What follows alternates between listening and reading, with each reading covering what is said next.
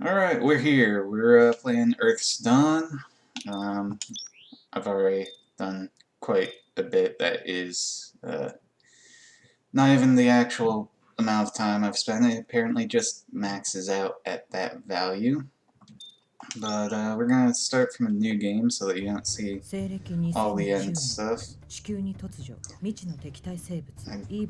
don't believe this game actually has English audio, so that's going to be a thing. I assume anyone actually watching this is capable of reading without needing me to do it for them.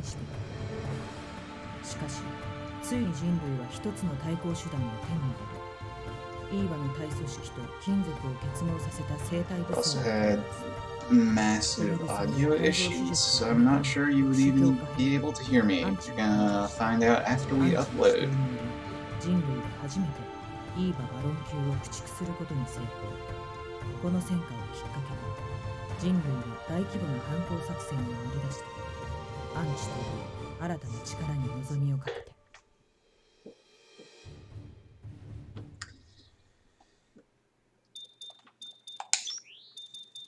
So yeah.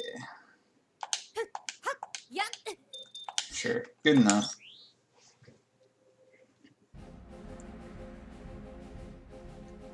Colonel McSerious Face. I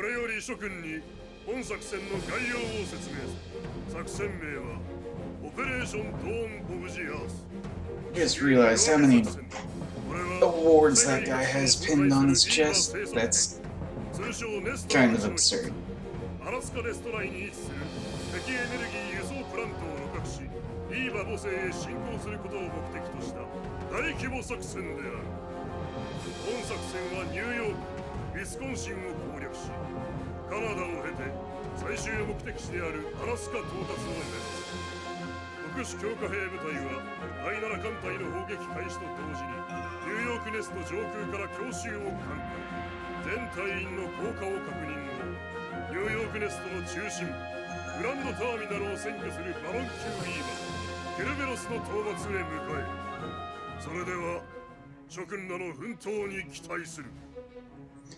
I'll note that not all missions, in fact most, don't have a boss.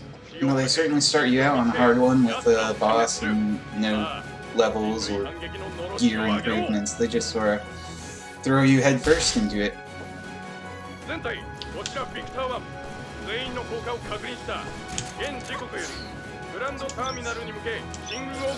So yeah, those are EXP pickups. You do also still get EXP for killing stuff. By mid to late game, the pickups are virtually useless with how little they give you. But here's our combat tutorial. And yeah, this game does lock you into a location when there is an encounter. But not every enemy is an encounter. There are plenty of missions and times where you can just run past stuff and it won't stop you. So, got a nice little sword, and you get a little combo, and then we've also got a gun. When stuff is low on HP, you can execute them, and yeah, there's enemies drop parts. Parts are used for crafting and upgrading weapons. And then there's quite the extensive crafting tree, and weapons do actually have their own level on top of your character having a level. So it's very easy to spend over 100 hours if you want to get everything, level it up all nice, and just start steamrolling stuff. Yeah, you can also disassemble. Pretty sure disassembly is really inefficient. I can't recall during my first playthrough actually doing it more than a couple times at the beginning when I was really desperate for materials. It's often just better to play a mission because they often have incentives to play a mission 3, 4, 5 times because you'll still get bonus rewards for them. And then you can just get your materials that way, and make your character stronger at the same time. So yeah. Yeah, once an enemy's flashing red, you have a chance to execute on hit. And those were both flashing red, so both of them could have been executed, but it just didn't go off. Oh, the system I was talking about executing stuff. There we go. Ah, yeah, nice. Foreground covering it all up.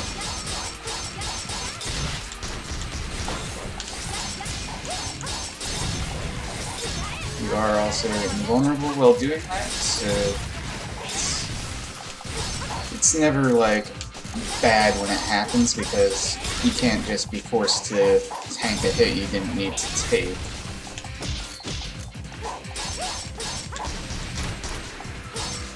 I'm pretty sure it gives increased chance of parts, so it's also kind of worth it to go for it when you have the opportunity like that.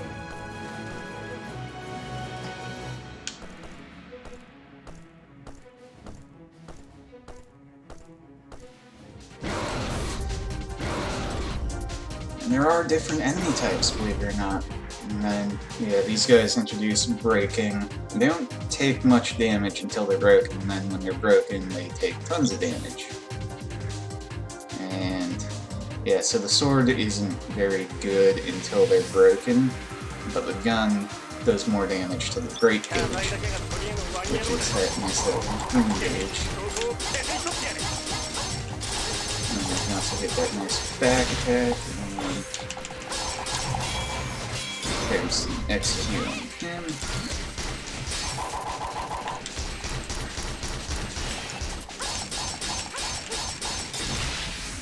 So, you might actually, depending on how the audio actually turns out, you might be hearing me button mashing when they have the break gauge empty. So I have no idea how my mic's actually working.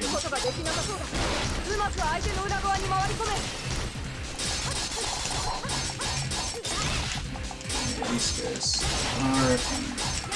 Back attacks also are pretty good for getting that break power down.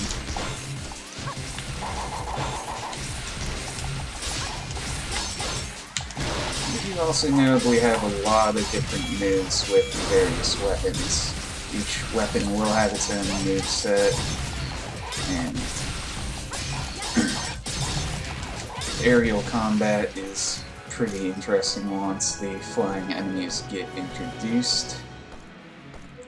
I'm just gonna fire twice, because as far as I'm aware, they don't actually have a manual reload button. You have to run out of bullets and then wait. It's probably about my only serious complaint about this game.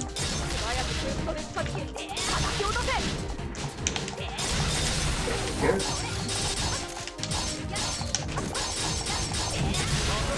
God, they actually introduced flying stuff this early.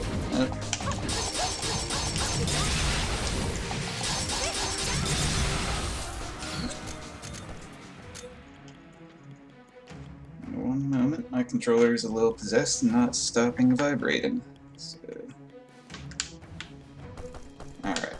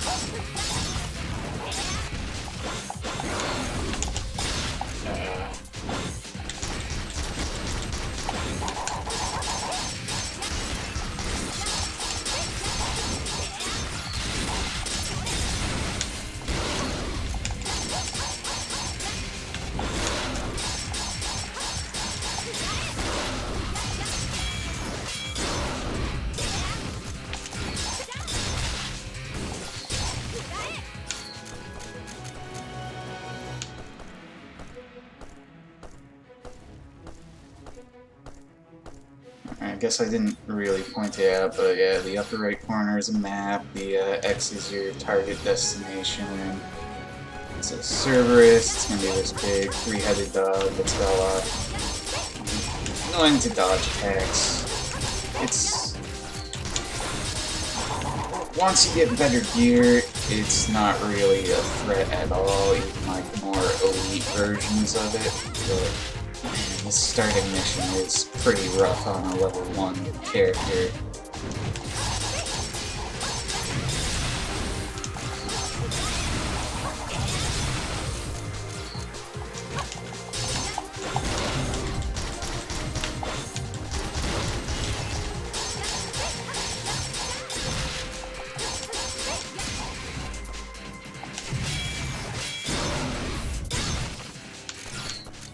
I guess certain enemy types there also aren't very many execution animations, so that can get a little repetitive over the course of the game. But yeah, we're to the boss now. So let's see. Now first time in, completely blind. I'll admit, I lost to this guy. But, bosses are big too, yeah.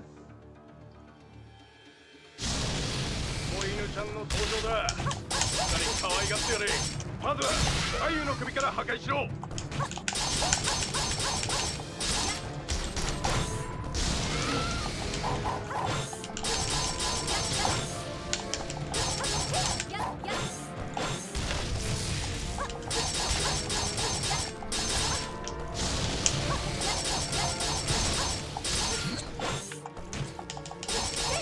It doesn't matter which head you're actually hitting. It just loses heads at certain HP values.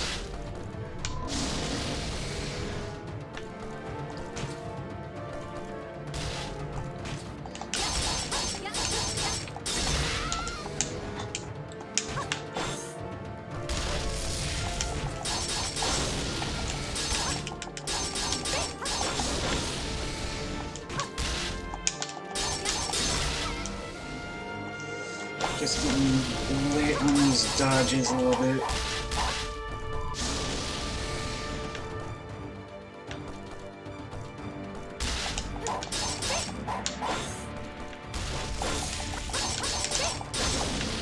There we go.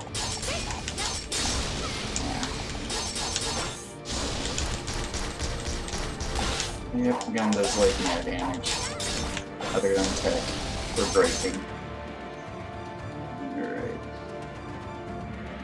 And then you always have to execute.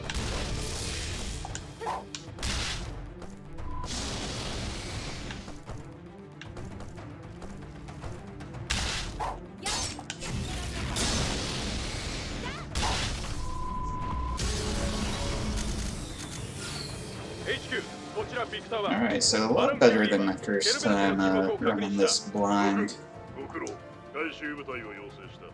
まずは次の作戦まで待機とする。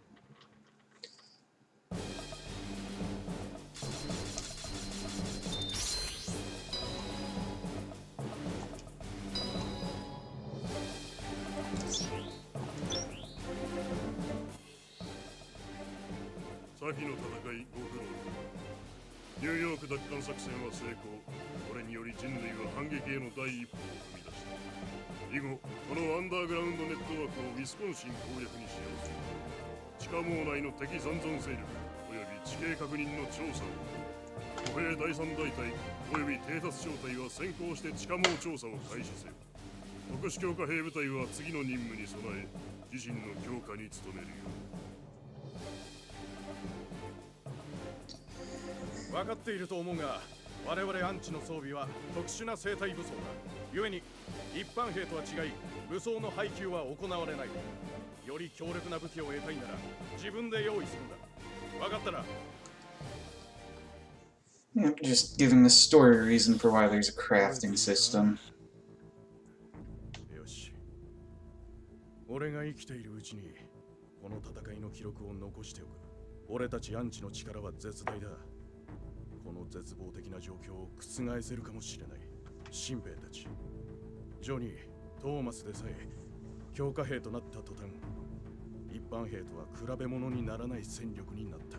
ニューヨーク奪還が成功してから部隊の士気も高まっている。希望が見えてきた。俺たちはきっといい場に勝てるはずだ。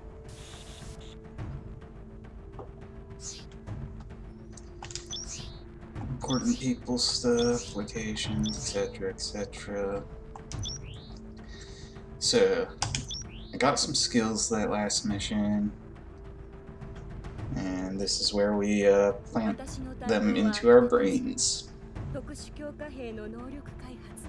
あなたたちは戦闘経験を積み重ねることでさらに強くなれる。特殊強化兵理論を提唱した私が言うのだから間違いないわ。さあ、あなたの秘める可能性、私に見せてちょうだい。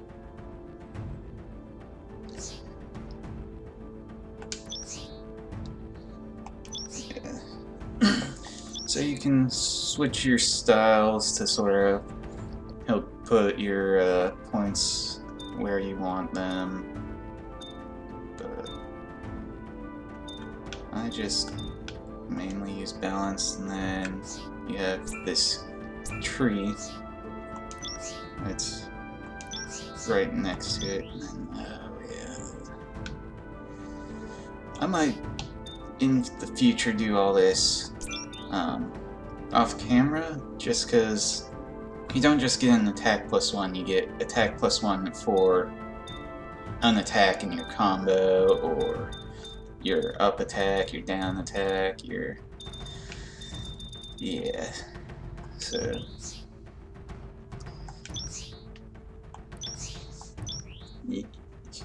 You have an amazing amount of customization, but it does take some time, and then you have nice general ones where it's just, hey, increases attack when you have a sword equipped. And then we've got our weapon construction.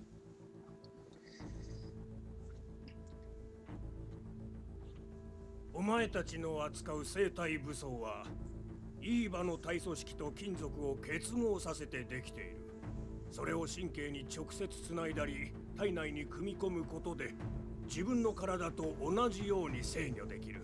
画期的だろう。奴らの生体組織やジャンクパーツを得たらわし I の never really noticed it on my first playthrough, but it's kind of amusing that he's got the lanyard and the security card though is in his pocket still.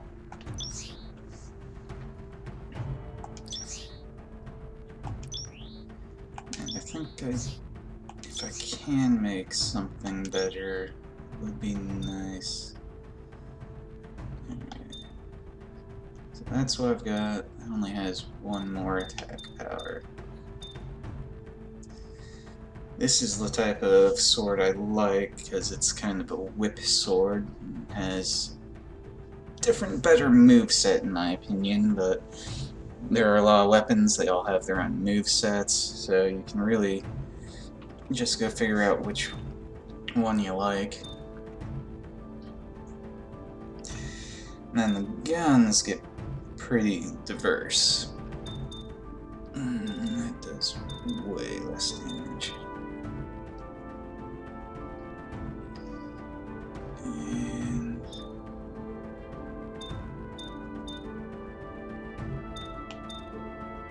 I don't know if you start with an inner suit or not. Let me,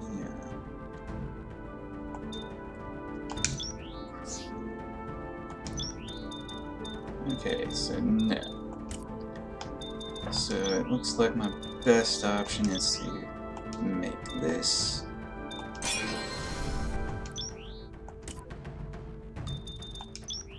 And equip it.